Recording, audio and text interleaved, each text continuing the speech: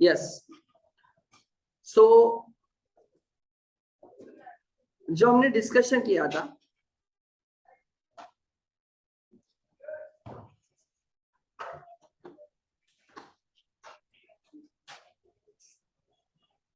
Accounts के syllabus का हमने सबसे पहले डिस्कशन किया था। फिर अब एक बार इको का देखो, और मैं आपको बोलूंगा क्यों इको की जरूरत नहीं है क्लासेस की। ठीक है, एक्चुअली ऐसे बोलना नहीं चाहिए मैंने, बट क्योंकि हमारा बिजनेस है, but still eco 11th eco क्यों एक्चुअल में सिंपल है, या इंडेक्स देख के भी समझेगा। First one is basic concepts in economics. हाँ, ये मैं चैप्टर लूंगा बिकॉज ये कंसेप्ट हमें थोड़े थोड़ा अकाउंट्स में भी लगेंगे, और आगे जाके भी तुम लोग 12th के इको हो सकता है, या राइट 12th का अकाउंट्स होता है, इसमें बहुत सारे जगह पे कंसेप्ट्स आते हैं। तो बेसिक कंसेप्ट्स इन इकोनॉमिक्स, और इंटरेस्टिंग कंसेप्ट है, अच्छे कंसेप्ट्स हैं। Then what do you mean by money is a chapter, features of money, right, evolution of money. पहले बार्टर ट्रांजैक्शंस होते थे, लाइक एग्जांपल सी शोर पे shells used to be used as a coins, sea shells. Animal like skin used to be like exchange in the goods and services. So commodities, पहले commodity money था, मतलब पहले commodity को money बोलते थे। तुम्हें कोई चीज चाहिए तो तुम एग्जांपल मान के चलो, लाइक अब बार्टर ट्रांजैक्शन में आपको कोई चीज चाहिए, यू आर लिविंग, लाइक आप स्किन देके, एनिमल की स्किन देके तो वो चीज परचेज कर सकते थे। So animal skin can be used as a medium of exchange, commodity money, right. फिर उसके बाद तुम्हारे कॉइन मनी आ गया, कॉइन्स, मेटेलिक मनी, मेटल्स को कॉइन में कन्वर्ट किया गया। गोल्ड कॉइन्स भी आते थे, सिल्वर कॉइन भी आते थे। फिर तुम्हारा नॉर्मल जो आजकल जो कॉइन्स यूज करते हैं वो वाले, करेंसी मनी। फिर ई मनी आ चुका है, मतलब electronically you transfer the funds, right. So evolution of money, types of money, features of money, ये सब कंसेप्ट इस चैप्टर में। पार्टीशन वैल्यूज, एक्चुअली ये स्टैटिस्टिक्स का पार्ट है। मीन, मोड, मीडियम, बराबर, ये चैप्टर वो है। Mean, median, mean, average, mode, जो नंबर सबसे ज्यादा आ रहा है उस सीरीज में, जिसका फ्रीक्वेंसी सबसे ज्यादा है, वो होगा mode, right. Mean, mode, medium, quartiles, deciles, percentiles, बराबर, ये सब इसमें फॉर्मूलाज वगैरह। Then the economy of Maharashtra, ठीक है, महाराष्ट्र की इकोनॉमी के बारे में यहाँ पे लिखा होगा। Rural development in India, population in India, unemployment in India, poverty in India. ये चैप्टर कॉमन सेंस वाले चैप्टर्स हैं। Even if you go through them once तो भी चीजें हो जाएगी। कुछ भी लिख सकते हो ऐसे, इसमें अगर लिखना ही होगा तो कुछ भी लिख सकते हो, बराबर। Economic policy of India since 1991, liberalisation, privatisation, globalisation के बारे में रहेगा। LPG policy, liberalisation, privatisation and globalisation. And 5 years plan होते थे इंडिया में, 5 इयर्स प्लान, पता है ना, economic planning India, 5 years plan बनते थे, राइट। सो उसके बारे में लिखा होगा, राइट, क्या टारगेट होता है गवर्नमेंट का वगैरह, ये सब चीजें। So it's more of general awareness. ये चैप्टर जनरल अवेयरनेस का है, सिलेबस ही जनरल अवेयरनेस का है। 11th इको एकदम सिंपल है ऑनेस्टली, बट उसमें से फर्स्ट चैप्टर मुझे अकाउंट्स में भी लगने वाला है, बाद में भी बहुत जगह पे उसके रेफरेंसेस आएंगे। तो हम आज चैप्टर 1 लेते हैं इको का, जो सबके लिए कॉमन है, ठीक है। So basic concepts in economics, basically you should understand, right, what do you mean by economics, what are the branches of economics, ठीक है, what are the branches of economics, etc etc, लिख लेना, ठीक है। it will take 2 to 3 lectures to complete, वो हो जाएगा, ठीक है। बट एक ओवरऑल तुम्हें पिक्चर समझ में आ जाएगा, इकोनॉमिक्स।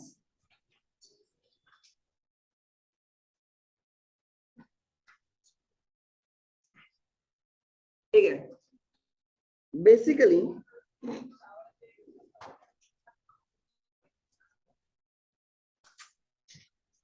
जो इकोनॉमिक्स है, you study under 2 branches.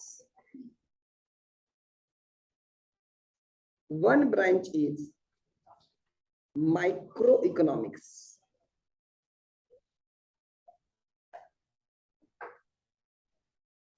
and second branch is macroeconomics। कभी ये वर्ड यूज किए माइक्रो और मैक्रो? कहाँ पे क्या होता था माइक्रो मतलब? कहाँ पे मतलब मुझे नहीं, साइंस में किधर? अच्छा, और मैक्रो इज माइक्रो इकोनॉमिक्स मतलब माइक्रो मीन्स ए मिलियंथ पार्ट, ए मिल इतना छोटा पार्ट, राइट, उसको बोलते micro. And macro means aggregate, put together, बड़ा वाला। ठीक है, micro economics and macro economics. Micro economics क्या है, ध्यान देना, it's study of a smallest unit of economy।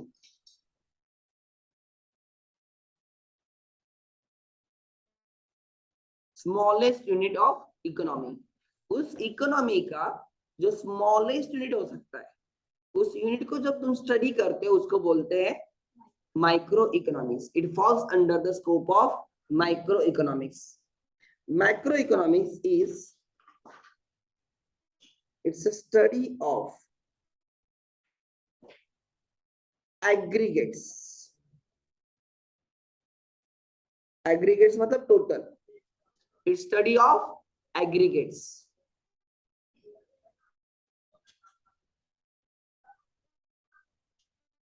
Micro economics में example, we study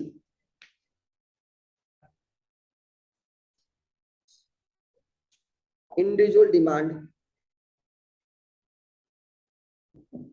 we study individual supply,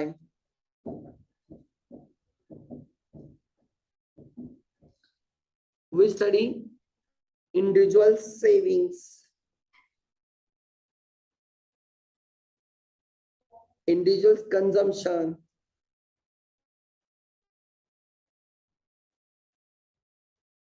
समझ में आ रहा है? सो हम एक स्मॉलेस्ट पार्ट, जो हमारे इकोनॉमी का स्मॉलेस्ट पार्ट है इंडिविजुअल, हम उसके बारे में स्टडी करते हैं।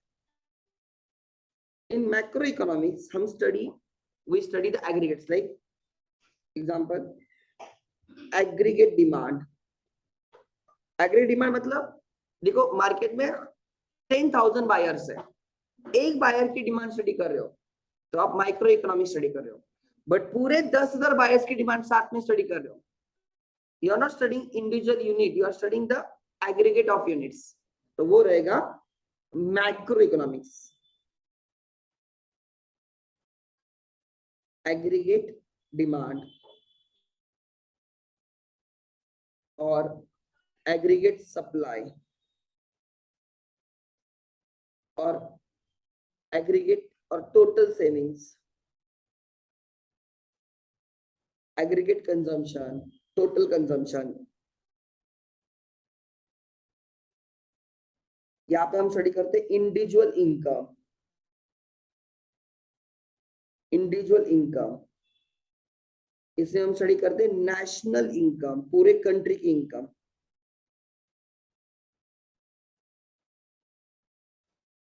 बराबर, समझ में आ रहा है? सो इसमें we study like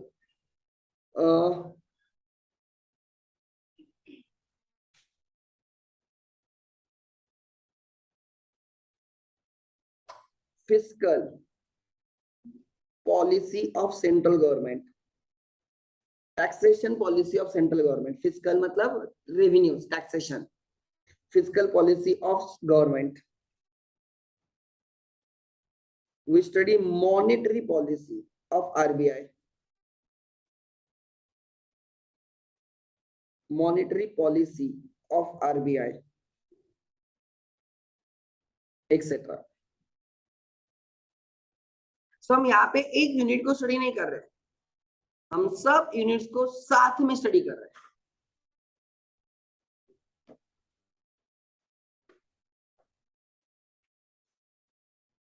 Microeconomics needs microscopic approach. Microscopic approach मतलब आप एकदम स्मॉलेस्ट पार्ट अगर आपको देखना होगा तो आप माइक्रोस्कोप के अंडर देखते हो ना. तो माइक्रोस्कोप यूज करके आप स्मॉलेस्ट पार्ट को स्टडी करते हो. वैसे ही इकोनॉमी में जो स्मॉलेस्ट पार्ट है अगर हमें उसको स्टडी करना है तो उस अप्रोच को हम बोलते हैं राइट माइक्रोस्कोपिक अप्रोच. मतलब वहां पे थोड़ी ऐसे माइक्रोस्कोप के अंदर देखोगे. मतलब समझाने का ये बात है कि इतना स्मॉलेस्ट पार्ट हम स्टडी कर रहे हैं ना, हम एकदम लोएस्ट पार्ट डिटेल में स्टडी करने वाले. तो जैसे ह्यूमन बॉडी में सेल स्टडी करते टाइम तो माइक्रोस्कोप यूज करते हो ना, ऐसे ही वो हमारा एटीट्यूड होना चाहिए, वही बिहेवियर होना चाहिए, वही अप्रोच होना चाहिए when we study the smallest part of the entire economy. और यहाँ पे हमारा अप्रोच रहता है right aggregate approach.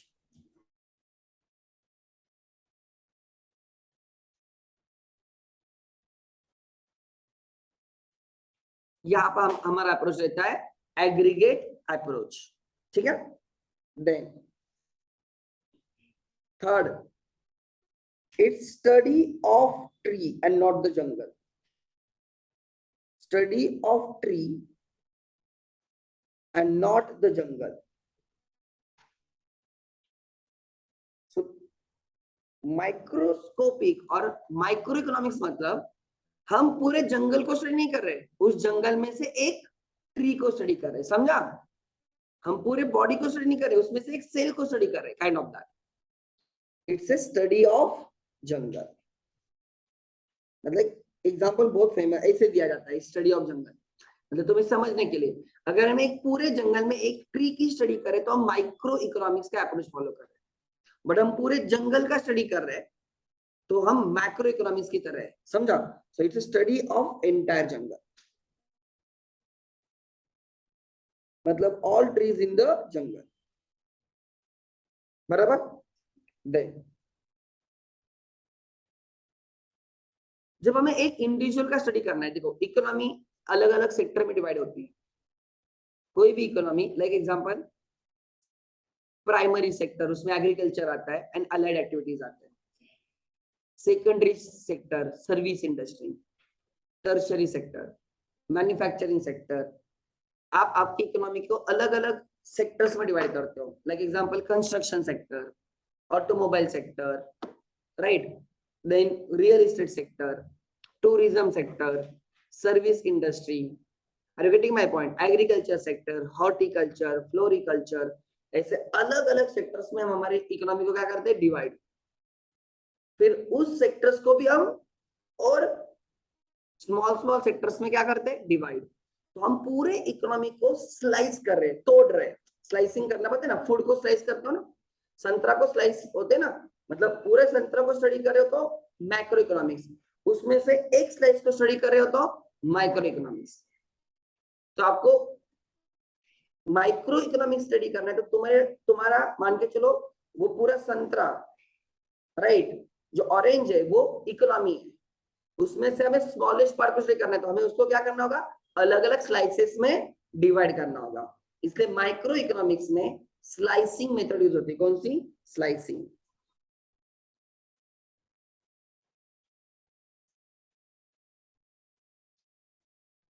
Micro economics में कौन से मेथड स्टडी कौन से मेथड फॉलो की जाती है? Slicing. We slice our economy into small small part. छोटे छोटे टुकड़ों में हम हमारी इकोनॉमी को क्या करते हैं डिवाइड करते हैं. एंड यहाँ पे लंपिंग मेथड यूज होती है. लंप करना मतलब साथ में, लंपिंग मेथड.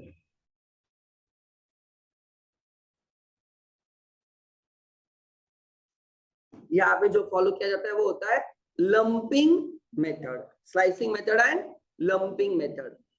इतना तो समझ में आ गया। तो हम इकोनॉमिक्स दो ब्रॉड कैटेगरीज में स्टडी करते हैं, micro economics and macro economics. जो तुम्हारा इकोनॉमिक्स है ना वो मैक्रो इकोनॉमिक्स है, 12th वाला। पॉवर्टी, हम एक बंदे की पॉवर्टी के बारे में स्टडी कर रहे हैं या पॉवर्टी ऑफ इंडिया के बारे में स्टडी कर रहे हैं? अनएम्प्लॉयमेंट ऑफ इंडिविजुअल पर्सन है, unemployment of India, population of the India. मतलब ये जो तुम स्टडी कर रहे हो इकोनॉमिक पॉलिसी, इकोनॉमिक पॉलिसी एक फर्म के लिए बनाई जाती है, एक बिजनेस के लिए बनाई जाती है, या पूरे कंट्री के लिए बनाई जाती है? पॉलिसीज, गवर्नमेंट के पॉलिसी सबके लिए रहते हैं। तो ये जो तुम्हारा जो कंटेंट है ना, ये जो कंटेंट है, ये पूरा कंटेंट मैक्रो इकोनॉमिक्स के अराउंड है। ये जो पूरा कंटेंट ना ये मैक्रो इकोनॉमिक्स के अराउंड है, ना कि माइक्रो। ट्राई टू अंडरस्टैंड, ये पूरा का पूरा मैक्रो इकोनॉमिक्स है। समझ में आ रहा है? Like rural development in India, हम पूरे रूरल सेक्टर की बात कर रहे हैं, या किसी एक उसमें से एक फर्म या एक हाउस होल्ड की बात नहीं कर रहे हैं। समझ में आ रहा है? Similarly rural development of India, population of India, unemployment of India, poverty of India, सब these are the big concerns, these are the big issues. ये पूरे इंडिया के इश्यूज के बारे में बात हो रही है। So we are talking about macro economics and not the micro economics. हम जो स्टडी कर रहे हैं वो है तुम्हारा macro. So 11th economics is entire a macro economics. 12th का economics micro and something of macro. Part 1 macro है, माइक्रो है, एंड पार्ट 2 मैक्रो है। MI micro, MA macro. ठीक है? Then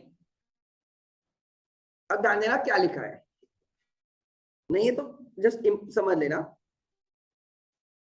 Today's world is marked by scientific inventions and the discoveries. ध्यान देना, this remarkable scientific progress enables to probe into the question, what is a science? Science is a systematic body of no language, or science is a systematic body of knowledge. Science को हम बोलते हैं it is a body of knowledge. और this science can be anything. Science अलग अलग types के होते हैं। साइंस अलग अलग टाइप है। Accounts is a science, it's a art and science of recording the transactions. समझ में आ रहा है? Economics is more about the human behaviour, understanding the consumers, understanding the producers, right, understanding the government policies, ये economics में आता है। सो वो भी एक साइंस ही है। There are main types of science like natural science, social science, etcetera etcetera. क्या लिखा है देखो, natural science is the one whose laws are universally accepted and their validity can be tested in the laboratory under controlled conditions. Like example, gravitational force is a natural science. किधर भी जाओ Apple नीचे ही गिरेगा, बराबर ना? So it is scientifically proven. Natural science के कोई exceptions नहीं होते, हम ग्रेविटी का एक्सेप्शन कोई देते नहीं। Every action has equal and opposite reaction, क्या उसका एक्सेप्शन है? नहीं। Are you getting my point? So natural science के कोई एक्सेप्शंस नहीं होते, they are principles, they are set principles, उसमें कोई एक्सेप्शन नहीं होता। दे आर एग्जैक्ट साइंस, जैसे बोला वैसे होगा। समझ में आ रहा है? उसके कोई एक्सेप्शंस होंगे क्या? नहीं होंगे। तो वही लिखा है, natural science is the one whose laws are universally accepted and their validity can be tested in the laboratory under controlled conditions. Natural sciences are also called as which science? Exact science, because of their imperial approach to the study. Like mathematics, physics, chemistry are falls under the natural science. They are fixed. वो change होते हैं क्या? नहीं। Are you getting my point? On the contrary, the another science is which science? क्या ये change होता रहेगा? Social science. क्या हम ह्यूमन बिहेवियर के बारे में स्टडी कर रहे हैं? एंड क्या ह्यूमन बिहेवियर चेंज होता रहेगा? यस। क्या ह्यूमन बिहेवियर को एक्सेप्शंस हो सकते हैं? यस। क्या वो एग्जैक्ट होते हैं? नहीं। एक टेंडेंसी के बारे में बात करते हैं, वो उसमें एक्सेप्शंस हो सकते हैं। सो social science is called as abstract or behavioral science because it is related to the study of some or other aspect of human behavior. Abstract मतलब intangible. Abstract मतलब जिसको दिखा नहीं सकते बट वो होता है. Air abstract है, दिखती नहीं है बट है. Are you getting my point? Your love for your parents or their love for you is abstract. वो है, दिखता नहीं. वो दिखा नहीं सकते थे कि मेरा प्यार है. Abstract means intangible. Are you getting my point? So it's a abstract science. It's a like behavioral science. Behavioral matlab it relates to the human behavior. Like example, psychology is related to the mental aspect of the human behavior. Sociology is related to the study of social aspect of the man, as he is a social person, he is a member of a society, right? Human behavior can neither be empirically tested nor can be studied in the laboratory. हम human behavior को ऐसे उस पर कोई experiment नहीं कर सकते because वो हमेशा change होता रहता है. ठीक है? Hence, the laws of social science are not universal, but they are only statements of general human tendencies. तो लिख लेना science. ठीक है? Two types of science that we are talking about. Science. What is a science? Systematic body of knowledge. Systematic body of knowledge.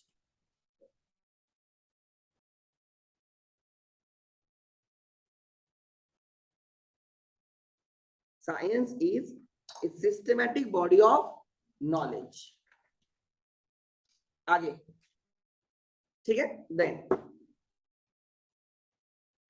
आगे. Clear है?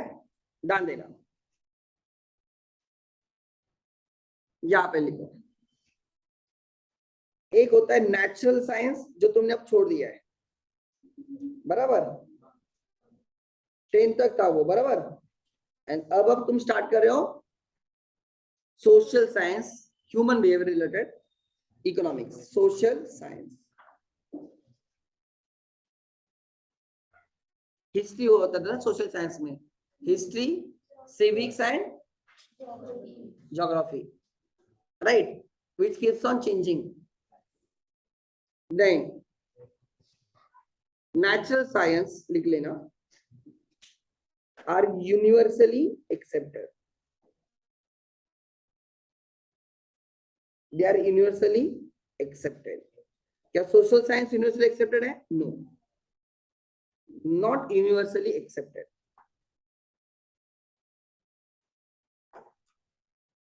Second, they are exact science. Natural science is exact science. Exact science. It's a abstract or behavioral science. Abstract or behavioral.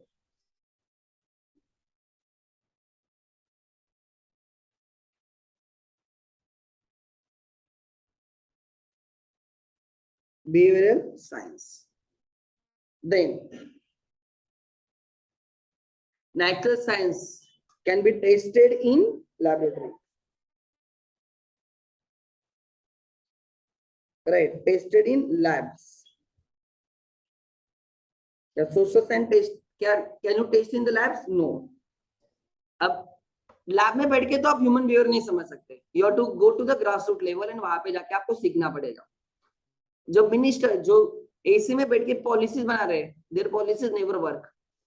वो minister जो ground level पे जाके actual में चीजें समझ के, उनके प्रॉब्लम समझ के जो पॉलिसी बनाएगा, वो पॉलिसी चलेगी. समझ में आ रहा है? तो यहाँ पे तुम्हें लैब में बैठ के तुम डिसीजन नहीं ले सकते या पॉलिसी नहीं बना सकते, right? Not tested in labs.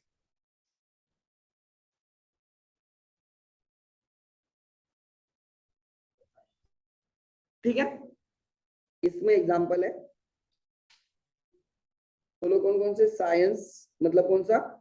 Physics, chemistry, physics, chemistry and maths. came and your like maths. PCM बोलते थे ना, पीसीएम. मैथ्स में 1+1 हमेशा क्या रहेगा? 2. वो कभी चेंज होगा नहीं, इट्स एग्जैक्ट. ध्यान देना, इसमें एग्जांपल है सोशियोलॉजी, साइकोलॉजी एक्सेट्रा. ठीक है, psychology, economics itself, right? Clear है? So this is the second point. Clear है? आगे सो ये आगे दो टाइप्स के sciences, natural science and social science. अब क्या लिखा है पढ़ो. What do you mean by economics now? Economics is because we are going to study the behavior of producers and consumers. Producers will produce goods and services. Consumers will buy those goods and services and will consume them to satisfy their wants. So, economics is a social science. The origin of the word economics lies in the Greek word जो भी रहेगा वो ओइकोमनिया जो कुछ भी होगा, which means right management of the household. Right? Always remember ये fill in the blanks में पूछते हैं जनरली. ये किस में पूछते हैं? Fill in the blanks. ये फेवरेट रहता है उनका. Right? It is a Greek origin. Word economics is a Greek origin. Right? It's a Greek word. Right? ओइकोमनिया जो भी रहेगा.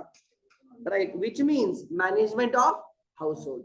एक घर खुद का कैसे फाइनेंशियल चीजें मैनेज करता है, उनके डिमांड्स क्या रहते हैं, उनके वांट्स क्या रहते हैं, how they satisfy their demands with their limited resources. Income तो लिमिटेड होती है, उस लिमिटेड इनकम में how will you manage your demands. ये जो स्टडी कर रहे हैं उसको बोलते हैं economics. Economics is referred to as queen of social science by Paul Samuelson. Queen of social science referred by whom? Paul Samuelson. Economics deals with economic aspects. Economic मतलब monetary. Economic aspects of human behavior. Of what? Human behavior. It deals with how human beings satisfy unlimited wants with the limited means. तो याद रखना, एक है law of scarcity, लिख लेना. Law of scarcity. Law of scarcity.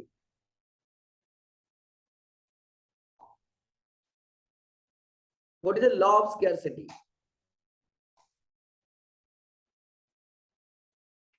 Law of scarcity talks about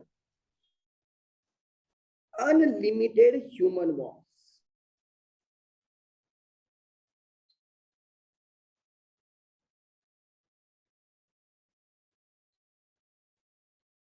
Unlimited human wants. Human wants are unlimited. एक खत्म हो गई तो दूसरी, दूसरी खत्म हो गई तो तीसरी. Second, limited resources. Limited means that is resources to satisfy those wants. To satisfy those wants. मतलब क्या है? तुम्हारे पास इनकम है ना, वो लिमिटेड है, वॉन्ट्स अनलिमिटेड है, इनकम लिमिटेड है. तो यही तो प्रॉब्लम है. यहाँ पे आती है चॉइस मेकिंग. तो तुम्हारे पास मान के चलो 5,000 रुपए. अब उस 5,000 रुपए से तुम बहुत सारी चीजें कर सकते हो. तुम्हें ट्यूशन भी लगाना है, तुम्हें कॉलेज की भी फीस पे करनी है, तुम्हें मूवी भी जाना है, तुम्हें दोस्तों को पार्टी भी देनी है. राइट? बहुत सारी चीजें तुम्हें एग्जाम्पल लाइक मोबाइल में रिचार्ज भी करना है, लाइक शर्ट्स वगैरह भी लेने, ड्रेस भी लेना है. तो तुम्हारे पास वांट्स तो बहुत सारे, लिस्ट तो खत्म ही नहीं हो रही. लिस्ट तो खत्म हो नहीं रही है, बट वो वांट सेटिस्फाई करने के लिए जो तुम्हारे पास रिसोर्सेस है वो तो लिमिटेड है. सो चैलेंज क्या है? उस लिमिटेड रिसोर्सेस को आप you have to use it to satisfy your maximum possible want. जितने मैक्सिमम वांट्स हो सकते हैं उतने क्या होने चाहिए? सेटिस्फाई. तो ऐसे केसेस में आप क्या करते हो? पहले तुम प्रायोरिटी डिसाइड करते हो, कौन सी वांट अर्जेंट है, कौन सी वांट मोर इंपॉर्टेंट है, पहले उस वांट को हम क्या करते हैं, सेटिस्फाई।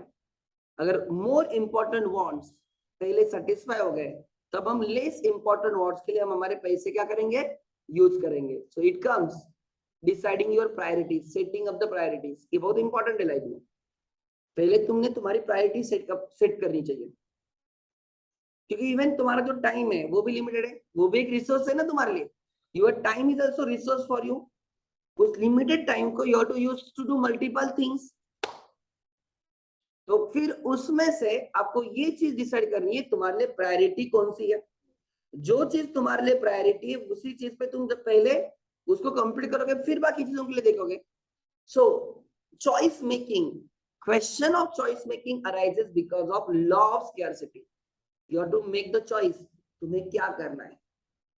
क्या तुम्हें पढ़ाई करनी है, या दोस्तों के साथ टाइम पास करना है, कॉलेज जाना है, राइट, या घूमने जाना है। You have to make choices. हमारे पास चॉइसेस बहुत सारे हैं, but in that case, right, generally जो अर्जेंट चीजें होती है, जो मोर प्रायोरिटाइज चीजें होती है, पहले आप उनको करते हो। एग्जाम्पल, तुम्हारे घर में लाइक पहले तुम्हें प्रायोरिटी दी जाती है तुम्हारे एजुकेशन के लिए, तुम्हारे राइट डेवलपमेंट के लिए पहले प्रायोरिटी दी जाती है। पहले तुम्हारे स्कूल ट्यूशन उसके लिए पैसे रखे जाते हैं। अगर बचेंगे तो पापा उनके बॉन्ड्स वगैरह देख लेंगे। सो उन्होंने उनकी प्रायोरिटी सेट करके रखी है कि पहले तुम और बाद में वो। एंड अकॉर्डिंगली उनके पास जो लिमिटेड इनकम है, वो लिमिटेड इनकम जो फर्स्ट प्रायोरिटी है उसको कंप्लीट करने के लिए यूज करते हैं। Are you getting my point? So ये भी समझना इंपॉर्टेंट है। Your wants are unlimited and means to satisfy those wants are very limited, so you have to use the limited means to satisfy unlimited wants। तो possible तो नहीं होगा madam, ये possible है क्या एक टाइम पे सब वांट सेटिस्फाई करना? Is it possible? तुझे अभी मूवी भी देखनी है, तुझे टाइम पास भी करना है, पढ़ना भी है, दोस्तों के साथ बातें भी करना है, एक टाइम पे पॉसिबल है क्या? नहीं। हाँ, अलग अलग टाइम पे अलग अलग वांट सेटिस्फाई हो सकती है, बट एक टाइम पे सब वांट सेटिस्फाई हो सकती है क्या? नहीं। Are you getting my point? So unlimited wants, moreover limited means to satisfy those wants. ये काम है क्या? एक और प्रॉब्लम है, those means have alternative use.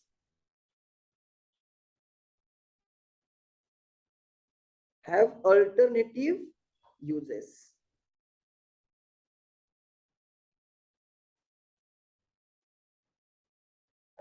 मतलब जो लिमिटेड मीन्स है ना, लिमिटेड रिसोर्सेस है, उसके भी यूज अलग अलग है। तो वो भी एक चैलेंज है किसके लिए? पहले यूज करो।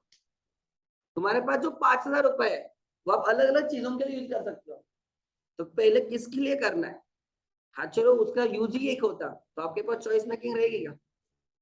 एग्जाम्पल, तुम्हारे घर में इडली का बर्तन है, मैडम उससे इडली बनाएगी ना, या उसमें कुछ और भी चीजें बनेगी? नहीं ना, या उसका यूज क्या है? लिमिटेड है। तो जब यूज लिमिटेड तो चॉइस मेकिंग है क्या? यूज लिमिटेड तो चॉइस। अगर यूज अनलिमिटेड, नॉर्मल बर्तन है, उसमें तुम पानी भी गर्म कर सकते हो। कोई बीमार है तो उसको आप गर्म पानी देते हो, उसमें आप शरबत भी बना सकते हो, चाय भी बना सकते हो, दूध भी गर्म कर सकते हो, सब्जी भी बना सकते हो। तो जब यूज मल्टीपल यूज होते हैं ना, then comes the question of choice making. Like example, O2 पता है ना, लिक्विड O2 होता है। जब उसका यूज इंडस्ट्रीज में भी होता है, लिक्विड O2 का प्रोडक्शन में ऑक्सीजन सप्लाई करने के लिए वो लिक्विड होता है, बराबर, लिक्विड O2 होता है। सिलेंडर्स आते हैं तो उसका यूज मैन्युफैक्चरिंग में बहुत हाई स्केल पे होता है, एंड उसका यूज हॉस्पिटल में भी होता है। बट क्या वो O2 लिमिटेड है अनलिमिटेड है? लिमिटेड है, प्रोडक्शन उसका लिमिटेड है। जब सेकंड वेव में गवर्नमेंट के पास O2 ही अवेलेबल नहीं था, तो गवर्नमेंट ने क्या किया, इंडस्ट्रीज को बोला कि आप आने वाले कुछ हफ्ते, कुछ मंथ्स आप आपका प्रोडक्शन स्केल डाउन करो, तो O2 की रिक्वायरमेंट कम हो जाएगी। एंड जो O2 प्रोड्यूस करे उनको क्या बोला, पहले कहाँ पे दे दो?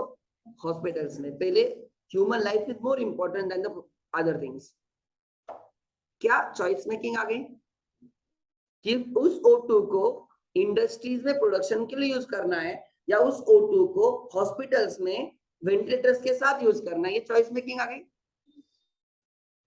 बिकॉज वो लिमिटेड है ना, तो तब डिमांड इतनी ज्यादा थी और उसका सप्लाई नहीं था, समझ में, शॉर्टेज था। तो क्या उस टाइम गवर्नमेंट को उसके बारे में चॉइस मेकिंग करनी पड़ी? यस। तो कोई लोग अनहैप्पी रहेंगे, ऐसे क्यों, जो मैन्युफैक्चरिंग वाले, but that was the need of the choice making. There were many schools कि जिनके स्कूल बिल्डिंग्स को गवर्नमेंट ने आइसोलेशन सेंटर्स कर दी। इधर Wadia was one of the isolation centre. बहुत सारे स्कूल के ग्राउंड को आइसोलेशन सेंटर बना दिया। उनकी चॉइस नहीं होगी, नहीं देना होगा उनको, बट क्या उनके पास ऑप्शन रहा? तो गवर्नमेंट ने फिर क्या बोला कि हमारे पास ऑप्शन ही नहीं है, हमारे पास रिसोर्सेज बहुत लिमिटेड है और उसका हम ऐसे भी यूज कर सकते हैं। तो उसका यूज पॉसिबल था, इसलिए गवर्नमेंट ने यूज किया ना। तो जब किसी चीजों का मल्टीपल यूजेस होते हैं ना, अल्टरनेटिव यूजेस, तो हमारे पास चॉइस मेकिंग होती है, हम किसके लिए यूज करें। एक घर में मिल्क है, 1 लीटर मिल्क है, अलग अलग चीजों के लिए यूज हो सकता है। तो फिर तुम क्या बोलते हो कि चलो छोटे बच्चे पहले उनके लिए रखेंगे, बाकी चीजों का बाद में देखा जाएगा। क्या चॉइस मेकिंग आ रही है? यस। और ये प्रॉब्लम क्यों आ रहा है? Why the question of the choice making? Because those resources are limited, more than that those have alternative uses. तो यहाँ पे आता है question of choice making. Question of choice making. Are you getting my point? Problem क्या हो रहा है? Question of choice making means you have to prioritize the thing. So that is priority, setting up the priorities. Setting the priorities. Setting the priority. समझ में आ रहा है? अगर हर चीज उतनी क्वांटिटी में जितने तुम्हें चाहिए तो तुम लाइफ में कुछ करोगे ही नहीं ना, बराबर? सब पेट के लिए तो किया जाता है, अगर भूख ही नहीं लगती तो हर कोई घर पे टाइम पास करता, फिर पेट भरना है इसलिए सब कुछ चल रहा है ना। Are you getting my point? So resources are limited, they have the alternative uses, right? So there comes the question of choice making. समझा नहीं समझा? So economics deals with this only. यही तुम्हारे सब चीजों का जड़ है। जो प्रॉब्लम है ना उसकी जड़ यही क्या है? Law of scarcity. क्या बोलते हैं इसको? Law of scarcity. Limited, unlimited wants, limited resources with alternative uses.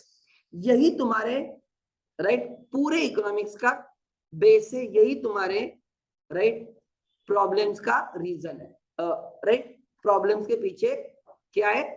Right ये मेन प्रॉब्लम है, ऐसे बोलते हैं, रूट ऑफ द प्रॉब्लम। ठीक है नाउ, तो वही लिखा है, तो हम यही स्टडी करने वाले। हाउ, एक इकोनॉमिक्स में हम क्या स्टडी करने वाले हैं? How we human will use limited resources to satisfy his unlimited want. तो लिख लेना, right, this is the scope of study, लिख लेना। In economics we will study, in economics we will study what? We will study how an individual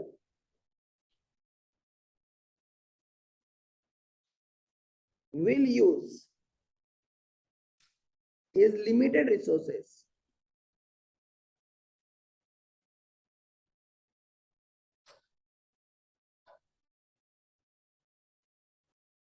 to satisfy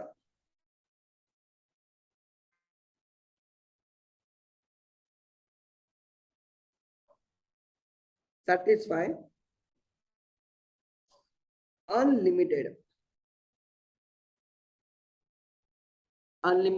wants। ठीक है, तो वही लिखा उन्होंने। It is a science which will help us to understand how you should use your limited resources to satisfy your wants।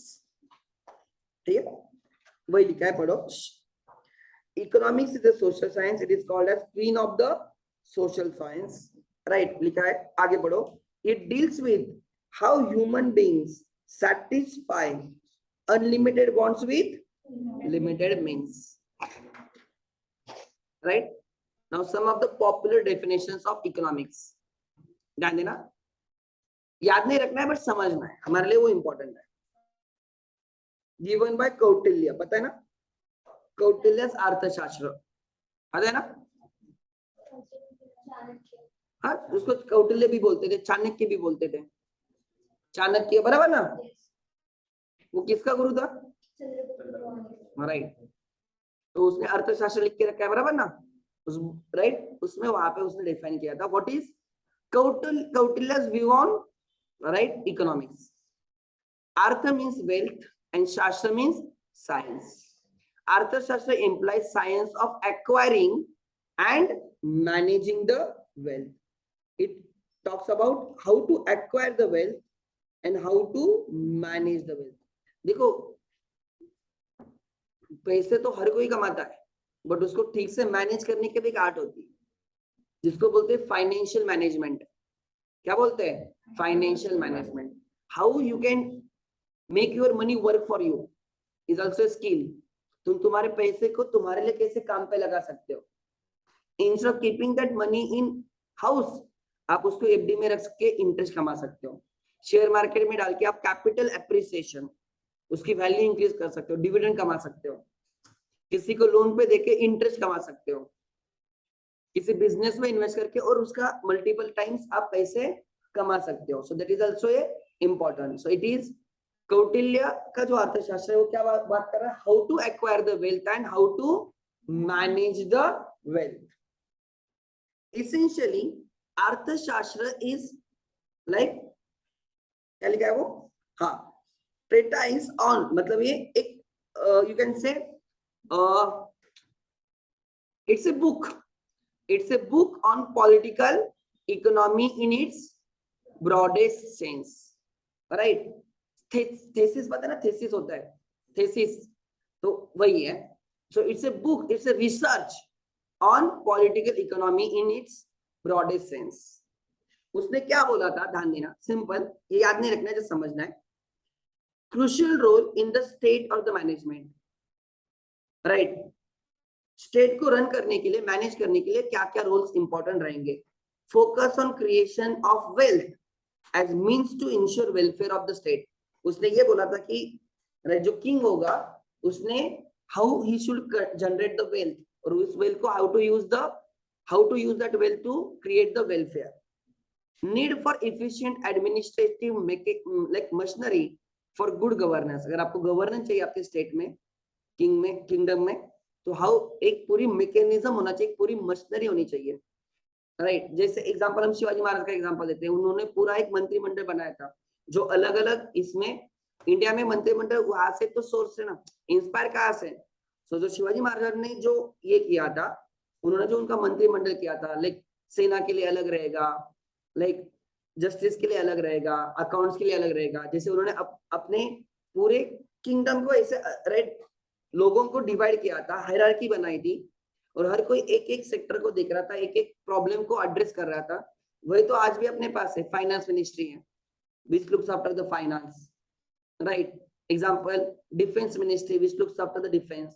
Foreign external affairs के लिए like अलग ministry है, समझ में आ रहा है। हेल्थ एंड एजुकेशन को देखने के लिए अलग मिनिस्ट्री है, वुमेन एम्पावरमेंट को देखने के लिए अलग मिनिस्ट्री है। आपने देखे होंगे ना, अलग अलग मिनिस्ट्रीज, अलग अलग मिनिस्टर्स। टूरिज्म को देखने के लिए अलग है, तो मैं वही बोल रहा हूँ। सो ध्यान देना, उन्होंने बोला कि एक प्रॉपर मशीनरी होनी चाहिए which will help you to like govern your state properly, and compilation of political ideas into अर्थशास्त्र। So right, बस इतना important है। So अर्थशास्त्र also try to right, Kautilya also try to define economics in his book अर्थशास्त्र, ठीक है। This is one। आगे ये इसलिए कि तुम्हें इंडियननेस का फील आ जाए, ये डेफिनेशन, कि तुम्हें लगना चाहिए कि हमारे भी लोगों ने कुछ तो उसमें कंट्रीब्यूशन किया। इसके आगे you will find only the economics जो जनरली फॉरेनर्स है, ठीक है। So definition given by Adam Smith. Adam Smith, try to understand, is also called as father of economics. He has written a book, Wealth of Nations. उसने एक book लिखा है, wealth of nation, right. and that is the base of the economics. Wealth of nations लिखा भी होगा आगे कहाँ पे तो लिखा होगा. Yes, in his most famous right piece of his work published in 1776 and inquiry into nature and the causes of wealth of the nations, commonly known as wealth of the nation. उस book को इतना बड़ा नाम नहीं बोलते लोग, बोलते it is a wealth of the nation. ठीक है. सो इकोनॉमिक्स का बेस उस बुक से स्टार्ट हुआ है. सो एडम स्मिथ, ध्यान देना, राइट, उसने जो डेफिनेशन दी उसने वेल्थ ओरिएंटेड डेफिनेशन दी. वो बोल रहा है कि वेल्थ क्रिएट करने को इकोनॉमिक्स बोलते हैं, वेल्थ जनरेट करने को ही इकोनॉमिक्स बोलते हैं according to his definition. Classical economics Adam Smith, also regarded as father of economics, right, has given an all wealth oriented definition of economics out of his many literary contribution to economics, right. It's famous, right, he is famous for his 1776 piece of work, that is Wealth of Nation. Adam Smith defines economics as science of wealth. तो उसने क्या बोला? It is a science of wealth. It is science which deals with wealth. Key points उसके definition क्या? Laissez-faire policy. Laissez-faire policy मतलब उसने बोला कि जो गवर्नमेंट का कोई इंटरवेंशन होना ही नहीं चाहिए. उसने बोला इकोनॉमी में गवर्नमेंट का इंटरवेंशन होना नहीं चाहिए. Market demand and market supply will take care of everything. जो लोग डिमांड करेंगे प्रोड्यूसर वो प्रोड्यूस करेंगे. As simple as that. Government का कुछ भी इंटरफेरेंस नहीं होना चाहिए in the economics. Free hand देना चाहिए मार्केट को. समझा? आज पेट्रोल प्राइसेस गवर्नमेंट डिसाइड करती है, मार्केट डिसाइड करता है? मार्केट. गवर्नमेंट का कोई इंटरफेरेंस है क्या? नहीं. कोई गवर्नमेंट बोलती है इतनी प्राइस रखो उतनी प्राइस रखो? नहीं. बट एलपीजी गैस सिलेंडर में गवर्नमेंट प्राइस डिसाइड करती है. समझ में आ रहा है? तो वहां पे गवर्नमेंट का इंटरवेंशन है. तो इसने जो डिस्कस किया ना, इसने बहुत सारी चीजों में ये डिस्कस किया कि गवर्नमेंट का काम, राइट, हेल्पिंग हैंड है. गवर्नमेंट का काम बिजनेस करना नहीं है. लाइक एग्जांपल गवर्नमेंट ओएनजीसी के थ्रू बिजनेस कर रही है, राइट. एग्जांपल बीएसएनएल के थ्रू बिजनेस कर रही है, रेलवे के थ्रू बिजनेस कर रही है. उनका काम ही नहीं. उनका काम है सपोर्ट सिस्टम बना के देना. उनका काम एक रेगुलेटर बोल के रहना. उनका काम है एक फ्रेंड बोल के बिजनेसेस को हेल्प करना, ना कि खुद बिजनेस करना. उसने बोला गवर्नमेंट का काम ही नहीं इंटरफेयर करना. Let the market decide what it wants, what it want to produce, what it want to sell. सब कुछ मार्केट डिसाइड करेगा. गवर्नमेंट उसमें इंटरफेयर नहीं करेगी. कैपिटलिस्टिक इकोनॉमीज में ऐसे होता है. Capitalist economy like USA, UK, वहां पे गवर्नमेंट का इंटरफेरेंस बहुत कम होता है. It is a market, buyers and seller decide what to do. समझ में आ रहा है? laissez-faire policy, non intervention of government. Capital and the wealth accumulation. बोलता है कैपिटल एंड वेल्थ क्या करना है तुम्हें? एक्यूमुलेट करना है. Like then nature's law, right, in economic affairs, division of labour as a aspect of the growth theory. तो उसने कोई पॉइंट्स बोले थे हमारे लिए इंपॉर्टेंट नहीं, हमारे लिए इंपॉर्टेंट है, राइट.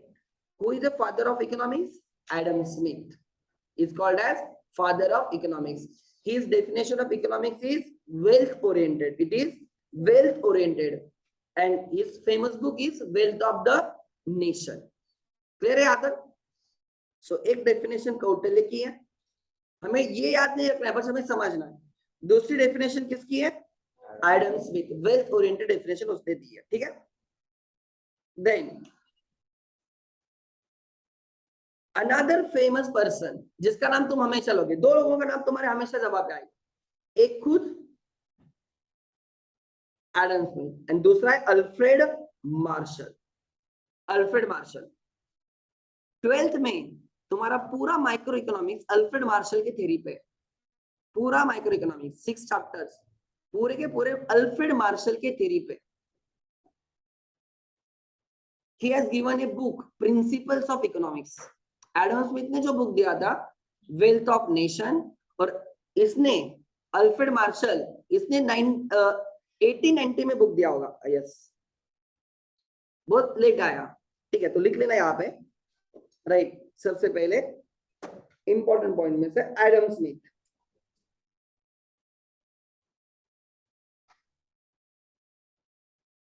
एडम स्मिथ बराबर, he is called as father of economics.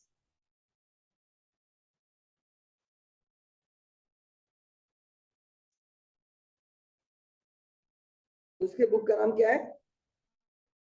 Wealth of nation, wealth of nation, published in 1776 बराबर, समझा? अब दूसरा इंपॉर्टेंट इकोनॉमिस्ट कौन है? Professor Alfred martial.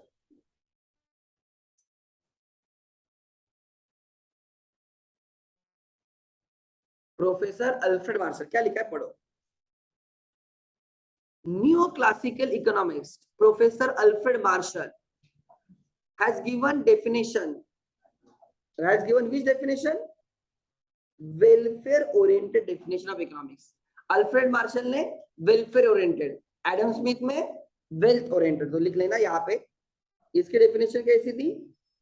Right, Adam Smith की डेफिनेशन कौन सी थी? Wealth oriented, wealth oriented definition, wealth oriented definition.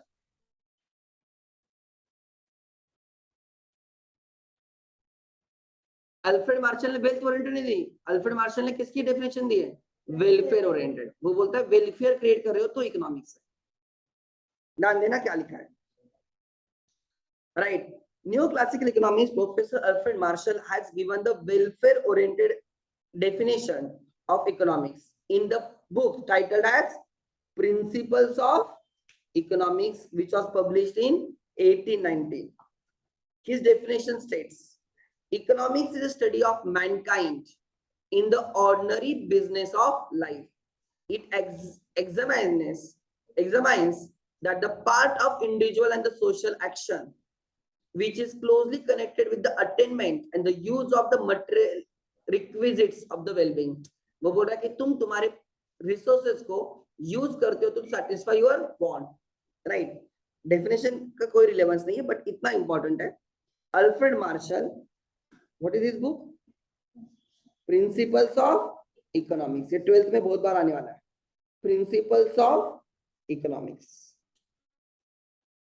Published in 1890. He has given welfare oriented definition,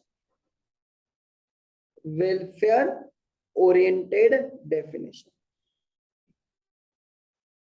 Actually Alfred Marshall जिसने law of demand, law of supply, law of diminishing marginal utility, law of equi marginal utility, like consumer surplus, ये सब concepts उसने दिए। Elasticity of demand, elasticity of supply, यही तुम्हारे 4-5 chapter हो गए 12th के।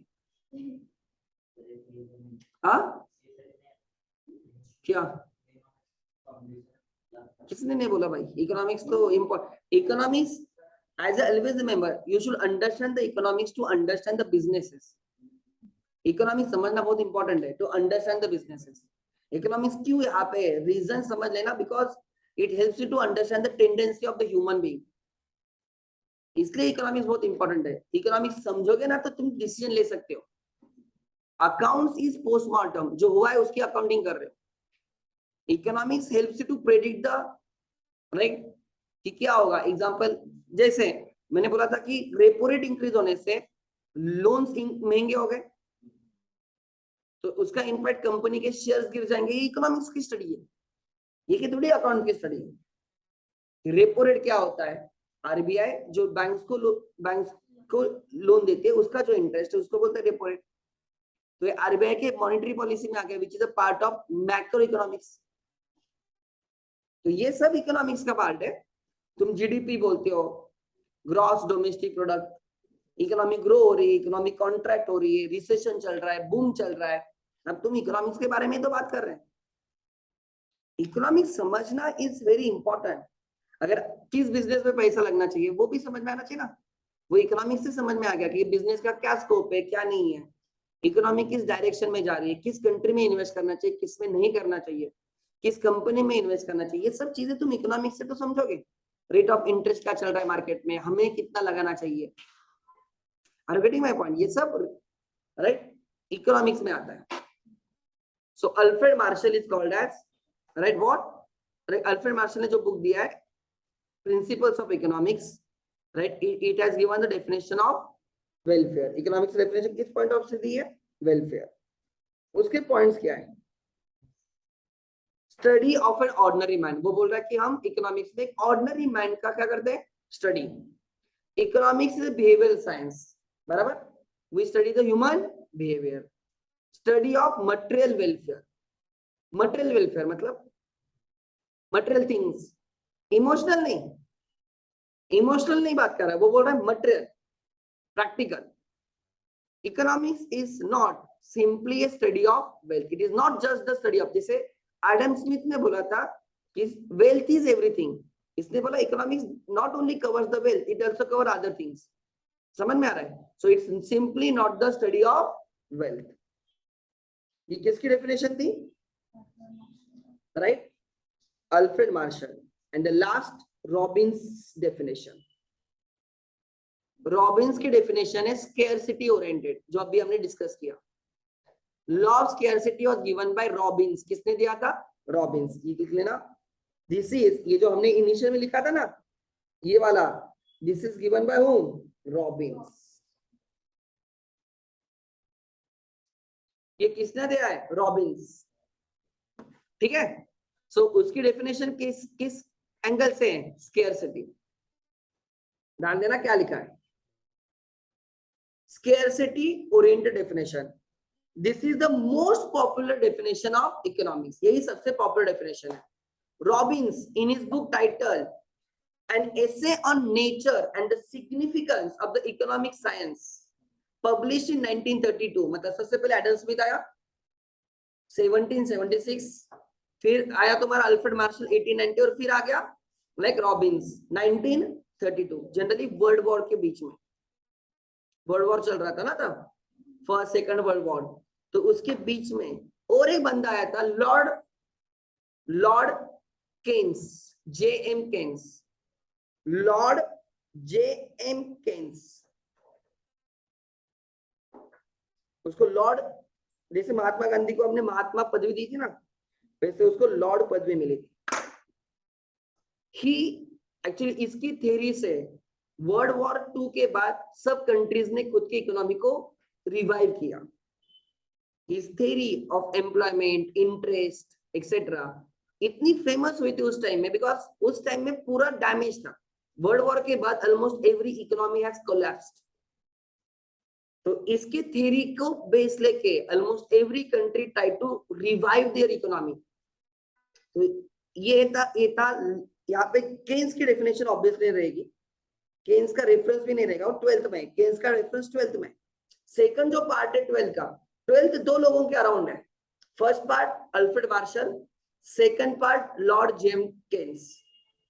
तो केन्स की थ्योरी वहां पे आपको सीखने को मिलेगी, aggregate theory, aggregate saving, aggregate consumption, employment theory, interest theory, ये सब लॉर्ड जेम्स केन्स की थ्योरी है।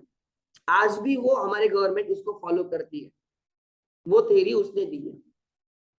ठीक है, सो तीसरा आ गया तुम्हारा रॉबिन्स। उसने क्या लिखा है देखो, right, his definition is most famous because he said economics is a science which deals with studies of human behavior as a relationship between ends and square means which have alternative. ends मतलब wants, square means मतलब limited resources having which use alternative use. यही तो मैंने definition दी थी। Human wants have unlimited wants. Resources to satisfy those unlimited wants are limited and they have alternative use. So तीसरा लिख लेना Robins,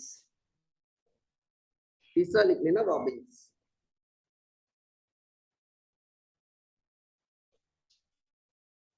उसके case में he has given us scarcity oriented definition of economics. Scarcity oriented definition of definition of economics. ठीक है, तो हमने यहां तक डिस्कस किया, थोड़ा फिर समझा नहीं समझा? देखो उसकी डेफिनेशन क्या थी, bonds that is ends are unlimited, right, means to satisfy those wants are comparatively limited. Wants are gradable on the basis of priority, first priority, second priority, third priority, and means have, resources have alternative uses. So ये definition is more famous, ये definition ज्यादा famous है, law of scarcity, and वही तो तुम्हारे economics का क्या है, बेस है। ठीक है, क्लियर है यहाँ तक? यस, ठीक है।